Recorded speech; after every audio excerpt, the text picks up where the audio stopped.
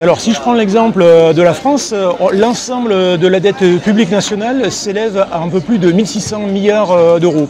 Et là-dedans, la dette des collectivités territoriales représente 10%. Et si je rajoute à cela donc, les hôpitaux, les établissements de santé publics et les organismes d'HLM, on arrive à entre 15 et 20% de la dette. Donc on s'aperçoit que les dettes des collectivités publiques et des établissements publics sont une part non négligeable de l'ensemble de la dette publique nationale. Et à ce même titre, je dirais, on peut exiger un audit, pratiquer cet audit et voir quelle partie de cette dette est illégitime, notamment lorsque les contrats qui ont été passés par les banques étaient entachés d'irrégularités, que ce soit au niveau du vice du consentement, que ce soit au niveau du fait que les collectivités publiques n'ont pas le droit de spéculer sur les monnaies.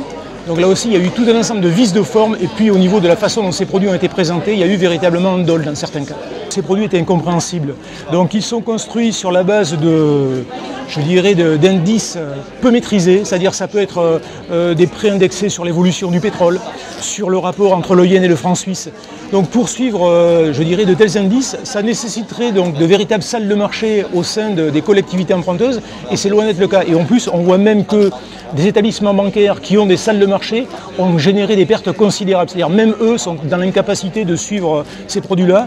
Et l'exemple, je dirais, le plus parlant, c'est l'exemple de Dexia, qui est actuellement en faillite et dont le coût va hélas retomber sur l'ensemble de la collectivité, sur les contribuables belges et français.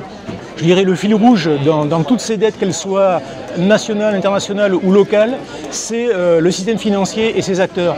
On s'aperçoit qu'on a les banques, que ce soit les banques locales ou au plus haut niveau le FMI, et qu'on a la même logique financière à l'œuvre.